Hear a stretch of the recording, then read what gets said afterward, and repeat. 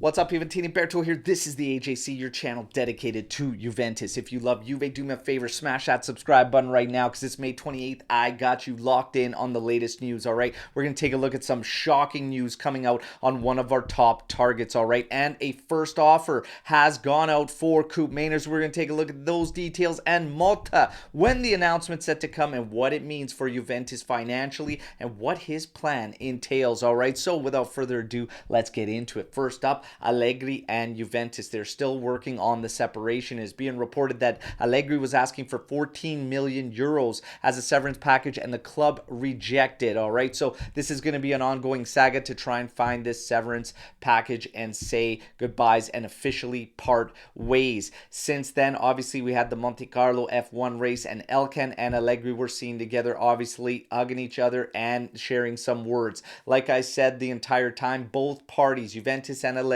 made decisions that they both felt necessary, but no ill will needs to be there. This man will still be a Juventus legend, all right, but they work on the severance. For Juventus, they continue to search for a left back option coming in. There are two names mentioned today. The first is 19-year-old Patrick Dorgu from Lecce. The second is Wendell, 30-year-old from Porto, who was linked with us around the winter mercado. I'm going to ask you, which one out of those two do you prefer? Or in general, is there another name you want to see Juventus sign at the left back position? Hit me in the comments. Now we get to Koopmeiners, all right? Largely speculated to be the top target for Giuntoli and Juventus. Apparently, Juve has put the first offer in. It is as follows: 40 million euros with a 5 million euro bonus. All right, now Atalanta, it is expected they are going to stand firm at 60 million euros and they will easily reject this first offer from Juventus. Where it is said to go to is apparently including Dean Huijsen in the deal, and Dean Huijsen could be the one that unlocks Koopmeiners to Juventus. Huijsen also has interest from Liverpool, Newcastle, and also Borussia Dortmund. But ruling out his stay can't be done as well because he very much suits Thiago Motta and his style, and he might just want to remain at Juventus. So all of these options could be in play, but that could be part of the next offer for Koopmeiners as well. We have to stay and just keep following this one, but it does appear Juve is intensifying the approach for Koopmeiners. Let's see what develops. Now, if things fall apart with Koopmeiners, it is said that Juve will then set their sights on Khéphren Thuram, whose price has dropped significantly, could be available for 20 to 25 million euros, but also Gudmunsson, and go all in on that player. However, today we get shocking news revealed around Gudmunsson, all right? It is apparently that he is going to be facing charges for sexual assault from a woman filed from a year ago, all right? And if found guilty, he could be facing a prison sentence. He has since been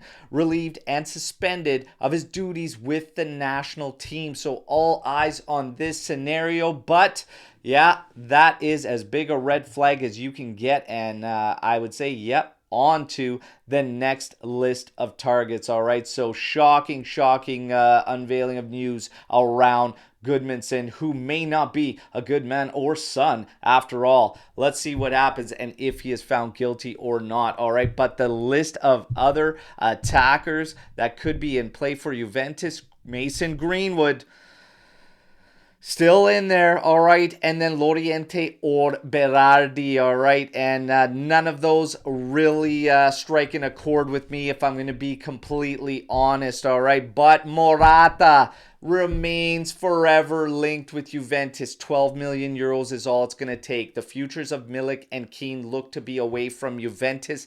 This would be a cheap option, piece of business, as 12 million euros. However, the salary at 6 million euros, that's the kicker. And for me, this entire mercado for Juventus, we have to look at two things. Number one, any move that you make has to be a boost or an upgrade. All right, that's number one. But number two, the terms. The terms have to be on our terms and make sense for us. Okay, with Morata, yes, he is an upgrade to Milik and Keane in my personal opinion. All right, but the terms $6 million salary does not relate to what he would be coming in to do, which is ultimately be a backup to Dusan Vlahovic, a great support piece and everything, but that salary has to make sense. So for me, it doesn't, and that would be the kicker for Morata. You guys know the drill. Hit me in the comments, all right? Now, rumors surfacing around the goalkeeping situation. It is true. Mattia Perin does want to start somewhere, but it could also be true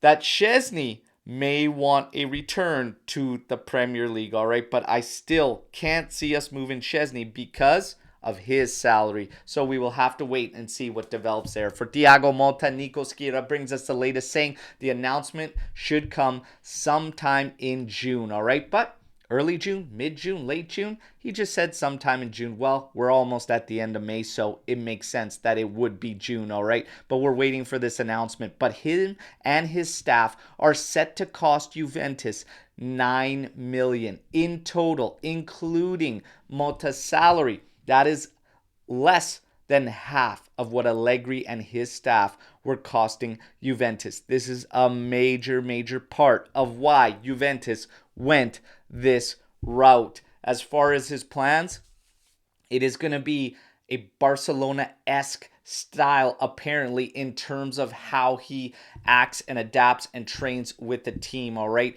Shorter training sessions, but with higher intensity is what's expected.